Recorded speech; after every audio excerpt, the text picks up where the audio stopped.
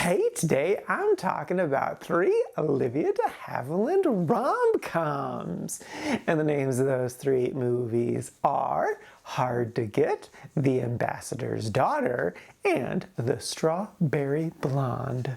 Our first tip is Hard to Get. This is a 1938 film starring Olivia and Dick Powell, and the basic premise is this spoiled rich girl is really angry at her family, so she runs away, but then immediately struggles with the pitfalls of being not rich and comes across this gas station attendant who won't just give her free gas. So she then spends the rest of the film trying to get back at him for having the audacity of making her pay for something. This film's so delightful. I really truly had so much fun with this. It was really just joke after joke after joke, and I think essentially all of them worked for me, which was so great. None of them really overstayed their welcome either. It was just kind of right on to the next thing. Overall, the movie was just so delightful and charming. I was just really wrapped up in the romance of it. I loved how, like, she's just so determined to try to screw this guy over, but his just, like,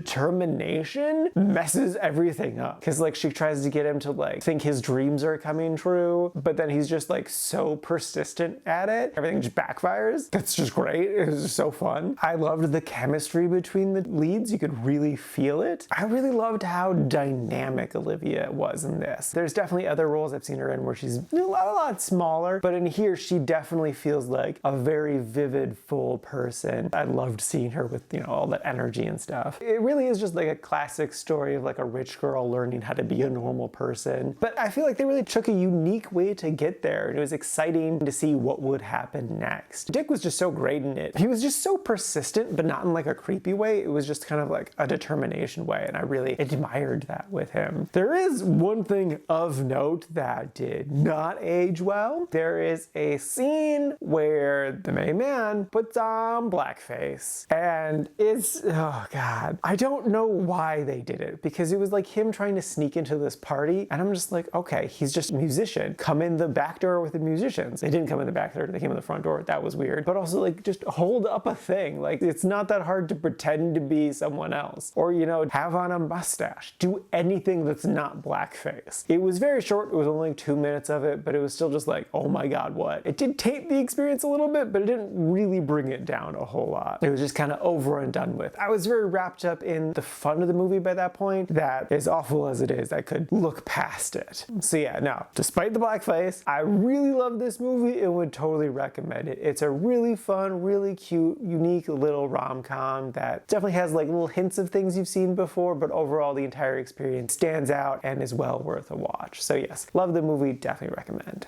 Next up is The Ambassador's Daughter. This is a 1956 film, again starring Olivia and also John. I'm not going to try to pronounce his last name, but I did want to bring him up because I liked him a lot in this. The basic premise of this, John is this serviceman who's on shore leave in Paris, and through a lot of convolution, he ends up flirting with this woman who he believes is French. She's not, and he's just like the most charming, delightful guy, and so respectful, like beyond anything she deserves, because she's constantly lying to him just about everything, but like she just gets so swept up in his just genuineness. Like, that's what I truly love about this film, is just how incredibly genuine he is. He's very infatuated by her, rightfully so. She's very pretty in this, but like there's such a level of sincerity that's so hard to quantify. It's endearing, and it completely makes sense why Olivia's character, the ambassador's daughter, would fall for this guy. Like, despite her literally being engaged to someone else, it's hard to not fall for him. Also, he's like very handsome in this. He has like a very, very thin 5 o'clock shadow at all times. Looks good on him. I don't really like it when there's a lot of lying in rom-coms, just because it's making the foundation of a relationship just a bunch of lies, and that's not a great foundation for a future. But what works here is just like how she lies about the details, but it's still her true self that comes out. This definitely hits like a lot of rom-com tropes for sure. You know, misunderstanding shenanigans like that. But it's really because of the male lead, John, that this movie works. Like, don't get me wrong, Olivia does great in this. She definitely matches him. I love that they're the same age. That's great. They really bounce off each other very, very well. But I feel like this story is made or broken by the male lead, and he really, really delivered it. Because, like, if you don't have that genuine sincerity, the story just doesn't work. And John freaking crushed it.